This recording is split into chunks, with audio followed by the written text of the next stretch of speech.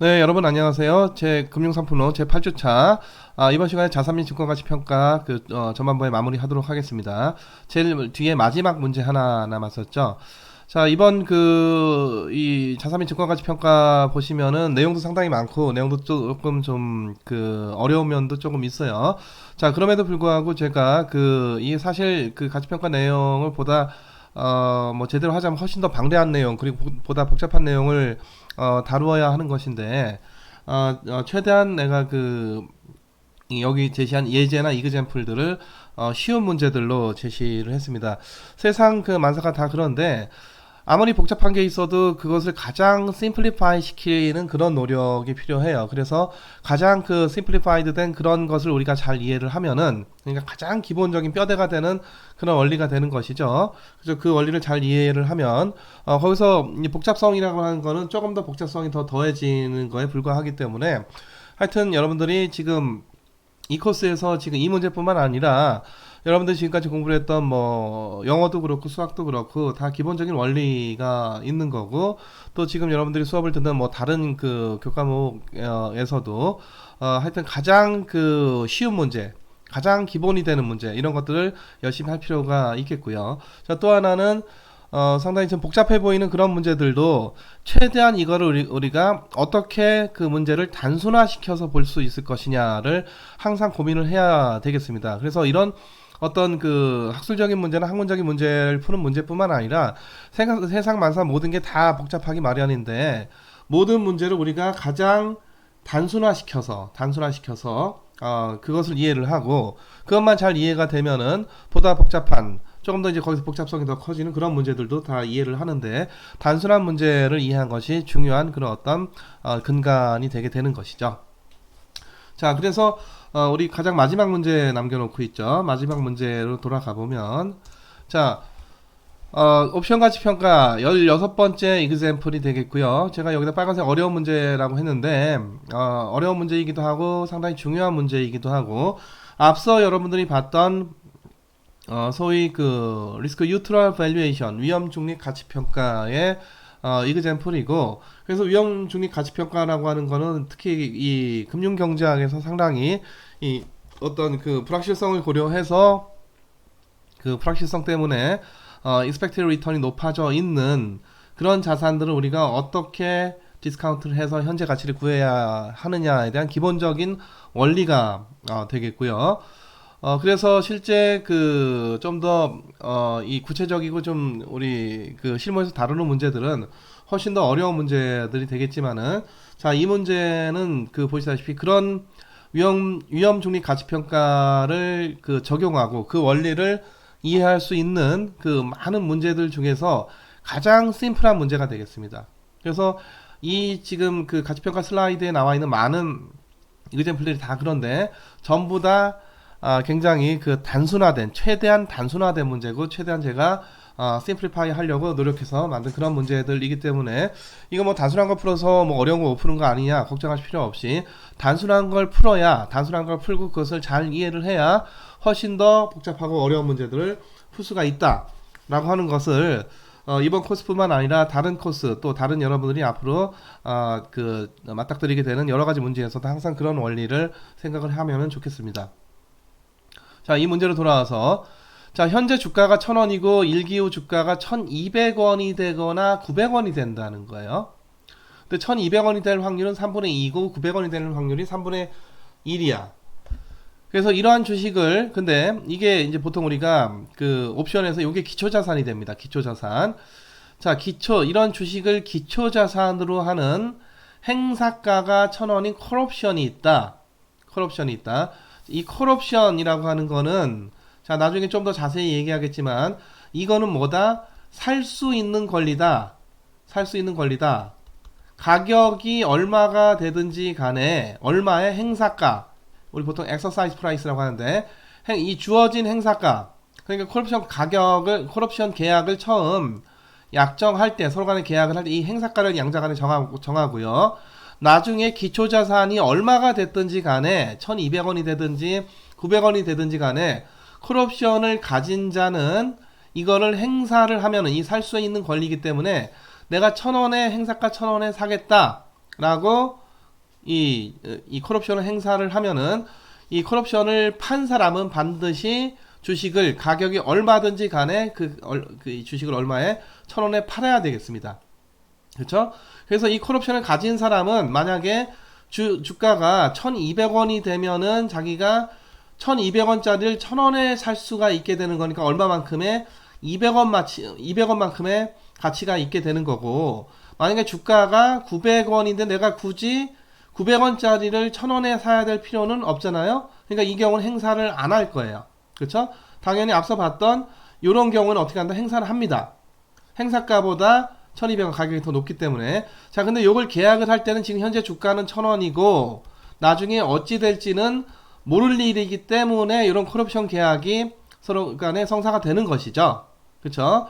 그리고 나서 콜옵션을 산 사람과 콜옵션을 판 사람 간에 누가 이익인가는 어느 시점, 요 만기 시점이 돼봐야 알겠습니다. 요 만기 시점이 돼봐야 주가가 1,200원으로 실현되든가 900원으로 실현되든가. 1,200원을 실현되면은 1,000원 행사가 콜옵션을 행사해서 한 주를 싸게, 얼마 200원에 싸게, 200원만큼 싸게 사는 거고, 900원이 실현되면은 1,000원짜리 1,000원에 사는 권리를 행사를 해야 될 필요가 없어서 요때는 이 옵션의 가치가 얼마가 된다? 제로가 되는 것이죠. 요때는 옵션의 가치가 얼마가 되고 플러스 200원이 되는 거고. 자, 다만 계약을 하는 시점은 요 시점이 되는 거. 주가가 현재 시점 1,000원 이 시점이 되는 거고. 자, 지금 알려져 있기로 1,200원이 되는 확률이 3분의 2가 되고 900원이 되는 확률이 얼마다? 3분의 1이다. 자, 이런 구조의 문제가 되겠어요. 자, 이런 상황에서 이 콜옵션을 계약을 할 때 옵션 가치가 어떻게 되느냐, 얼마냐, 이거를 구해라 라고 하는 게 이 문제고, 자, 여기서 한 가지 주어진 조건은 리스크 프리 인터레스트 레이시 얼마다? 5%다 라고 하는 것이 주어져 있는 그런 상황이 되겠습니다. 자, 그래서 이걸 뒤에 그림으로 다시 그리면은 이렇게 그릴 수가 있죠. 자, 지금 요거는 현재 주가, 요게 이제 기초자산, 주식 기초자산이고, 요 기초자산을 살 수 있는 권리가 뭐다? 콜옵션이다. 앞서 얘기했듯이. 자, 콜옵션 계약이 성사가 됐는데 엑서사이즈 프라이스가 얼마다? 1,000원이다. 자, 그래서 이 콜옵션은 지금 가치가 얼마인지 모르니까 이거 구하라는 거죠. 이 콜옵션 현재 시점에서 콜옵션 밸류가 얼마냐 이건데, 자, 지금 이 만기는 그 1기예요. 만기는 지금 1기 지나서, 자, 주가가 지금은 1,000원이지만 1기에 1,200원이 될 수도 있고 900원이 될 수도 있고. 근데 이거 다시 말해 올라가는 거고, 이건 주가가 어떻게 되는 거고 떨어지는 거고, 주가가 올라갈 확률이 3분의 2고 주가가 떨어질 확률이 얼마다? 3분의 1이다. 뭐 이런 상황이죠. 자, 그러면 아까 얘기했듯이 자, 지금 주식이 1,200원으로 실현이 되면은 이때 콜옵션의 가치가, 이때는 행사를 해야죠. 1,000원을 갖고 1,200원짜리를 살 수가 있으니까. 콜옵션의 가치가 얼마가 된다? 그 차액인 200원만큼의 가치가 있게 되는 거고. 자, 주가 기초자산 가격이 900원으로 실현된다면 내가 1,000원을 주고 900원짜리 사야 될 이유가 없으니까 이때는 권리 행사를 포기한다. 안 한다. 권리이기 때문에 자기가 하고 싶으면 하고 말고 싶으면 마는 겁니다. 요게 선물과 옵션의 큰 차이예요. 선물이나 선도는 반드시 그 계약을 이행을 해야 됩니다. 자기가 이득이 되든 손실이 되든지 간에. 자, 하지만 콜옵션도 그렇고 파는 권리인 풋옵션도 그렇고 유리하면은 행사하고, 자기가 행사해서 유리하지 않으면 당연히 행사를 안 하는 게 맞죠. 자, 행사를 안 한다는 얘기는 사실 이게 휴지 조각, 있으나 마나한 게 돼버렸다는 얘기죠. 내가 1,000원을 갖고 900원, 1,000원에 살 수 있는 권리의 가치가, 요 자산이 기초자산이 900원이 돼버리면 그 가치는 뭐가 된다? 제로가 된다. 자, 그래서 이걸 언뜻 보면요. 보세요. 언뜻 보면, 아, 그래? 그럼 지금 구해야 되는 거는 뭐죠? 요런 콜옵션의 가치니까, 자, 콜옵션이 1기 후에 200원 또는 0으로 실현된다. 이런 얘기예요. 그쵸? 아, 그래? 그럼 1기 후의 기대치가 200원 곱하기 3분의 2에다가 더하기 얼마? 900원 곱하기 얼마가 돼서 0이 돼서 0이 이 기대치죠. 이 기대치를 적당히 할인을 하면은 현재 가치가 되겠네. 이 콜옵션의 가치죠. 그렇죠? 요게 지금 우리가 구하고자 하는 콜옵션의 가치 또는 콜옵션의 가격이 되겠습니다. 그쵸? 지금 우리는 이걸 구해야 되는 거고요. 자, 1기 후에 이 콜옵션은 200원이 되거나 0원이 되는 거니까 그 기대치를 우리가 디스카운트를 해야 되는데 지금 디스카운트 하려고 하는데 뭔가 할인율 이게 마땅하지가 않아요. 그래서 앞서 봤더니 무위험 이자율이 주어져서 아 그래 기대치를 무위험 이자율로 디스카운트 해볼까? 자 이거 된다 안 된다? 안 된다. 우리가 앞서 미래 기대 가치를 기대 수익률로 디스카운트를 해야 현재 가치가 나온다. 이런 얘기를 했고요. 그렇죠? 이런 얘기를 했어요. 자, 요게 뭐보다 리스크 프리보다는 어떻다? 크다. 왜? 위험 프리미엄 알파가 들어가 있는 것이죠. 그래서 이렇게 계산하면은 안 되는 거야. 사실 뭔가 여기다가 플러스 위험 프리미엄이 더해져서 디스카운트를 해줘야 되는 것인데 요거를 구하기가 마땅치가 않아요. 그래서 우리가 뭐를 쓰는 거다? 리스크 뉴트럴 밸류에이션을 써야 됩니다. 자 그러면은 이게 왜 안 되느냐? 이런 방식으로 하는 게 방금 전에 우리가 자 앞으로 가겠습니다. 자 이렇게 계산하면은 뭐 이게 뭐가 수치가 나오게 되겠죠. 자 이렇게 계산하면 안 되는 게 자 그러면 주식을 한번 볼까요? 주식은 미래에 1200원 되거나 900원이다.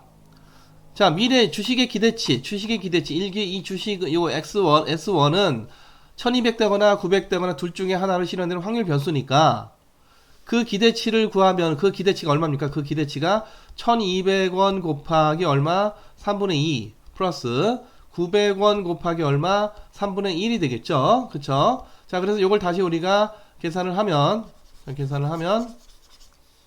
자 이게 어떻게 되죠?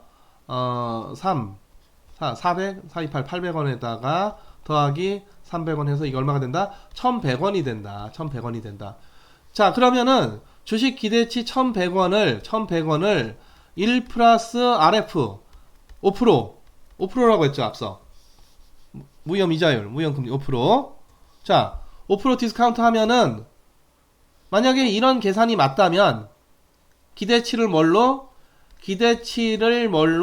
리스크 프리로 디스카운트를 하는 이런 계산이 맞다면 요 값이 얼마가 돼야 돼? 지금 나와 있는 주가 1000원이 돼야 되겠죠? 그쵸? 자 근데 계산을 해보시면 알겠지만 자 한번 계산해 보겠습니다. 1100 나누기 얼마? 1.05 계산해 보세요. 얼마예요? 자 제가 지금 스마트폰으로 한번 계산을 해보니까요 얼마? 47원이 돼요. 그러니까 지금 봤듯이 이 1000원하고 1040원 당연히 다르죠. 이렇게 계산하면 안 된다는 얘기죠. 그렇죠? 이렇게 계산하면 안 돼요. 근데 그러니까 지금 이 콜옵션의 기대치를 어떻게 이와 같이 리스크 프리로 디스카운트 해가지고는 이 콜옵션의 가치가 안 나오겠습니다. 아시겠죠? 그렇죠? 자, 그럼 이거 어떻게 해야 되느냐? 이제 여기서 이제 계산이 좀 필요하겠는데, 보시죠. 예, 여러분 그래서 우리 앞서 공부했던 위험 중립 평가 다시 한번 좀 상기를 해봅시다. 자, 지금 0기구 1기인데 지금 가격을 구하는 문제고 1기 후의 가격이라고 하는 거는 확률 변수잖아요. 그렇죠? 자, 그래서 그 기대치를 어떻게 1 플러스 리스크 프리로 디스카운트 하면 현재 가치 나온다 안 나온다? 이거 안 나온다. 정확히 하기 위해서 뭐가 돼야 된다? 여기다가 리스크 프리미엄을 얹어서 디스카운트를 해줘야 되는데 문제는 이거를 구하기 굉장히 어렵단 말이에요. 그렇죠? 자 그래서 어떻게 하면은 리스크 프리 레이스로 디스카운트를 해도 될 것인가를 궁리를 하니까 현실 세계에서는 이 리스크 때문에 이 불확실성, 확률 변수 불확실성 때문에 이게 커져 있단 말이야. 그렇죠? 그래서 이걸 어떻게 해야 된다? 낮춰야 된다. 끌어내려야 된다. 자, 끌어내려서 어느 수준까지 리스크 뉴트럴 월드였었더라면 형성되었을 그 기대치 수준까지 끌어내려주고 그것을 뭘로? 리스크 프리로 디스카운트를 하면은 현재 가치가 된다. 현재 적정 공정 가치가 된다. 라고 하는 것이 위험 중립 평가의 핵심이란 말이야. 그렇죠? 자, 그래서 여기서 결국 관건은 이 리스크 프리는 주어져 있으니까 이 문제에서도 결국 요거를 어떻게 구해야 되느냐 이 문제란 말이에요. 다시 말해서 리스크 뉴트럴 익스펙테이션, 위험 중립 기대 가치를 우리가 어떻게 구해야 되느냐 하는 문제고, 자 지금 여기서도 그런 방식으로 문제를 풀어야 되겠습니다. 자 다시 한번 우리가 상기를 하면은, 자 지금 미래에 콜옵션 가치가 200원이 되거나 뭐가 되거나 0이 되거나 이런 불확실성이 있는 거죠. 그렇죠? 3분의 2의 확률로 200원이 되거나 3분의 1의 확률로 0이 되는 불확실성이 있는 그런 상황에서 현재 콜옵션의 가치를 구해라 라고 하는 거고, 요거는 아까 얘기했듯이 자 200원 곱하기 3분의 2 더하기 0 곱하기 3분의 1 기대치죠. 그거를 앞서 주어졌던 리스크 프리 레이트 5%로 디스카운트 하면은 이거 된다 안 된다? 안 된다. 안 된다. 자 그럼 문제는 뭐를 구해야 되느냐? 자 이 콜옵션 C1이라고 하는 게 미 1기후의 콜옵션의 가치가, 이게 확률 변수, 이게 확률 변수예요. 확률 변수. 그쵸? 확률 변수인데 1기후에 200으로 실현되거나 0으로 둘 중에 하나로 실현되는 것이죠. 각각의 확률은 3분의 2, 3분의 1이고, 자 이거를 우리가 끌어내려진 리스크 뉴트럴 익스펙테이션, 이거를 구해야 되고, 이건 뭐다? 리스크 뉴트럴 월드였었더라면 형성되었을 기대가치다. 이걸 구하고 이거를 리스크 프리로 디스카운트 해주기만 하면 뭐가 된다? 콜옵션 가치가 나오는 겁니다. 자 요거를 구해야 되고요. 요거를 구해야 되는 거고, 자 그럼 리스크 뉴트럴 월드라면은, 자 여기서 우리가 세심하게 봐야 되는 게 뭐냐면은 요 확률입니다. 3분의 2라는 확률이고 3분의 1이라는 확률인데, 요게 이 리스크 때문에 기대치를 높여주기 위해서 사실 이 업스테이트가 되는, 이건 다운스테이트고 이 업스테이트가 되는 그 확률이 상대적으로 높아져 있는 게 현실 세계예요. 그래서 이 확률을 끌어내려줘야 되겠습니다. 다시 말해서 리스크 뉴트럴 월드였었다면 형성되었을 확률 분포로 우리가 다시 바꿔줘야 돼. 자 지금 1200이 되거나 900이 되거나 이거의 확률은 얼마고, 그러니까 둘 중에 하나 실현되는데 이거는 3분의 2고 이거는 3분의 1이다. 이거는 현실 확률이고 이 확률을 우리가 바꿔서, 이건 P가 되고 이게 만약에 이제 1 빼기 P가 되겠죠. 리스크 뉴트럴 월드라면은 형성되었을 그 확률로 우리가 바꿔줘야 되겠습니다. 바꿔주면은 당연히 요 3분의 2 확률보다 조금 더 이게 낮아지게 될 거예요. 리스크 뉴트럴 월드라면은. 자 그래서 결국은 이 P 1-P 이걸 이제 구하는 게 관건이 되겠어요. 그렇죠? 자 그래서 리스크 뉴트럴 월드라면은 이게 P, 이게 1-P고 위험 중립 세계였었더라면 이 P가 얼마가 될 것인가, 요거를 이제 구하는 그 작업이 되겠습니다. 요게. 자 리스크 뉴트럴 월드에서는요, 자 만약에 이게 P면은 이 기대치는 어떻게 되죠? 1200 곱하기 P 더하기 900 곱하기 1 빼기 P, 요게 이제 그 리스크 뉴트럴 월드에서 기대치가 되는데, 자 요거 P는 올라갈 확률, 요거는 가격이 1 빼기 P는 떨어질 확률. 자 요게 리스크 뉴트럴 월드에서는 뭐를 만족해야 되느냐면은 현재 주가가 1000원이고 자 리스크 뉴트럴 월드에서는 모든 자산의 기대 수익률이 뭐가 돼야 된다? 리스크 프리랑 같아야 됩니다. 왜? 위험하건 위험하지 않건 기대치만 같으면 다 같은 세계가, 그 선호가 없는 세계가 리스크 뉴트럴 월드이기 때문에 확실히 100원 주나 기대치로 불확실성 있는 상황에서 100원 주나 아무런 차이가 없는 세계가 리스크 뉴트럴 월드이기 때문에 무위험 자산에 대해서는 5%, 아까 리스크 프리 5%지만 위험 자산에 대해서도 그 기대 수익률이 얼마면 된다? 5%면 된다. 자 그래서 이게 리스크 뉴트럴 월드라면은 형성될 그 기대치인데요. 이게 뭘 만족해야 되느냐면은 이게 1000원이 얼마로? 5%로 불어났을 때, 리스크 프리로 불어났을 때, 자, 이건 5% 불어난다는 얘기죠. 5% 불어난 거랑 어때야 돼? 같아야 돼요. 기대치가 같아야 돼. 이게 더 클 필요가 거꾸로. 어떻게? 요 기대치가 요거보다 5%보다 더 클 필요가 없습니다. 요거는 현실 세계, 큰 건 현실 세계. 그래서 여기다가 3분의 2, 3분의 1 갖다 넣으면 이쪽이 더 커지게 되는 거예요. 이건 현실 세계고요. 리스크 뉴트럴 월드라면은 요게 어때야 된다? 요 기대치가 같아야 돼. 리스크 뉴트럴 월드에서는 이런 1200이 되거나 900이 되는 불확실성이 있더라도 그 기대 수익률이 얼마가 돼야 돼? 5%가 돼야 돼. 리스크 뉴트럴 월드에서는 무위험 자산 수익률이나 위험 자산 수익률이나 전부 다 뭐가 돼야 된다? 무위험자산 수익률하고 다 어때야 돼? 같아야 됩니다. 그러니까 지금 이 문제에서는 위험자산조차도 그 기대 수익률이 얼마가 돼야 돼? 5%가 돼야 돼요. 그 얘기가 이 얘기죠. 1,000원이 5% 수익률로 불어났을 때의 그 기대치랑 어때야 된다? 같아야 된다.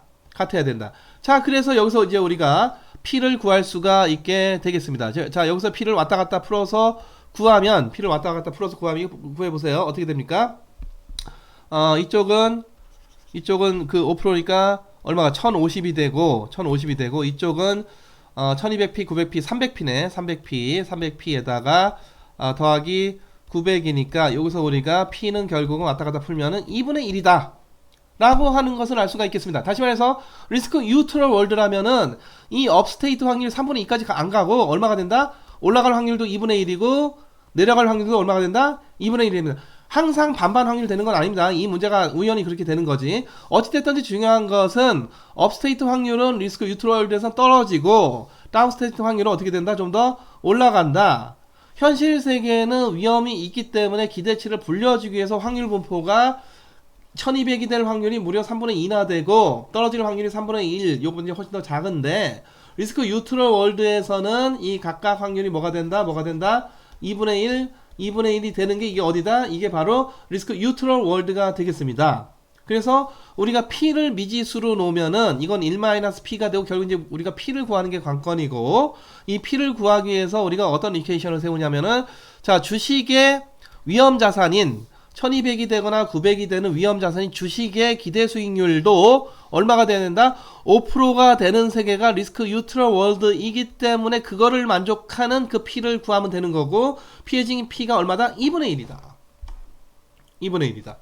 아시겠죠? 자, 그럼 거의 다 이제 우리가 됐습니다. 자, C, 이제 콜옵션 가치 우리가 구해야 되는 거죠. 콜옵션 가치. 자, 그거 구하기 전에, 그래, 리스크 뉴트럴 월드에서 2분의 1이면은, 그래, 그럼 주식도, 자, 기대 가치를 1200 곱하기 2분의 1, 더하기 900 곱하기 2분의 1, 기대 가치를 뭘로? 1 플러스 0. 이거 5%로 디스카운트 하면은, 이거 얼마가 돼야 돼요? 요게 돼야 되는 거죠. 1000원이 돼야 되는 거야. 그쵸? 계산해보시면 정확히 주식에 대해서 그렇게 된다는 걸 알 수가 있을 거고, 왜 그렇게 되냐면, 우리가 방금 전에 이 밑에 썼던 식이 바로 요 식이에요. 그쵸?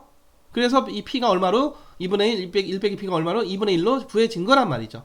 그쵸? 자, 그래서 지금 우리가 구해야 되는 거는 콜옵션 가치, 현재 시점 콜옵션 가치고, 자, 이제 다 됐습니다. 자, 미래의 콜옵션 가치도 불확실성이 있어요. 200이 되거나 얼마가 제로가 되거나. 자, 근데 이걸 갖고 기대치 계산하면 안 되고, 리스크 뉴트럴 월드면은 2분의 1 확률이라고. 그쵸? 자, 그래서 200원 곱하기 2분의 1 더하기 0 곱하기 2분의 1. 자, 요 기대치가 아까 처음에 구했던 200원 곱하기 3분의 2 더하기 0 곱하기 3분의 2 이거하고는 당연히 다르고, 요거는 실제 우리 현실 세계에서의 기대치고, 요건 뭐다? 리스크 뉴트럴 월드에서의 리스크 뉴트럴 익스펙테이션, 위험 중립 기대 가치다. 그쵸? 요걸 구하는 거예요, 요거를. 자, 요게 구해졌으니까 이제 얘를 어떻게, 뭘로? 리스크 프리로. 이제 할인율 뭐밖에, 리스크 뉴트럴 월드는 할인율 뭐밖에 없어? 위험하고 위험하지 않건 간에 전부 다 뭐밖에 없다? 리스크 프리밖에 없다. 그래서 0.05 이렇게 디스카운트를 하면은 현재 우리가 콜옵션의 가치가 구해지게 되겠다. 자, 요걸 한번 여러분들이 계산을 해보세요. 자, 위에는 뭐가 돼? 100이고 밑에 뭐가 되고 1.05고 이 100 나누기 1.05 하면은 이 나오게 되겠죠. 자, 앞에 답을 계산해놨는데 이게 얼마가 된다? 95.2381 얼마가 된다? 95.2381원이 바로 이 현재 시점의 콜옵션의 가치가 되겠습니다. 아시겠죠? 그래서 우리가 위험 중립 가치 평가를 설명할 수가 있는 가장 기본이 되는 문제예요, 이게. 그래서 결국 관건은 이 현실 세계 확률 분포를 바꿔야 된다는 거고, 자, 바꾸는데 요거, 자, 지금 이런 스테이트가 되거나 저런 스테이트가 되거나, 요건 이제 투 스테이트니까 이제 워낙 문제가 굉장히 심플리파이가 된 거죠. 현실 세계는 투 스테이트가 아니라, 이게 이런 스테이트, 저런 스테이트, 또 다른 스테이트, 굉장히 스테이트가 어때? 어마어마하게 이게 무한히 많죠. 그래서 현실이 굉장히 이게 사실, 좀 더 들어가기 훨씬 복잡한 우리가 계산을 필요로 하는 건데, 자, 우리가 이 확률 분포라고 하는 게, 이 연속 분포라고 하는 거하고, 이렇게 우리가 바이너리한 디스트리뷰션, 두 개의 값을 갖는 분포가 이게 사실 본질적으로 다를 바가 없는 거거든요. 그래서 지금 우리가 이런 방식으로 설명을 한 거예요. 그래서 이걸 보통 우리가 바이노미알 트리 모형이다. 트리 모델이다. 이렇게 얘기를 하고, 이게 사실은 굉장히 간단한 얘기 같지만은 실제 옵션 프라이싱을 할 때도 이게 기본입니다. 이게 기본이고, 그래서 결국 리스크 뉴트럴 밸류에이션 하는 데 있어서 중요한 관건은 이 확률을 이제 지워버리고, 이건 실제 세계이기 때문에 업스테이트가 이게 더 가치가 높아지게 되는 그 가능성이 더 어때야 돼? 상대적 커져야 돼. 이게 그 기대치가 부풀려져야 돼요. 위험하기 때문에. 그래서 그거를 기대 수익률 디스카운트를 하면은 현재 가치가 나오는 게 현실 세계인데, 리스크 뉴트럴 월드였었으면은 확률 분포가 달라진단 말이죠.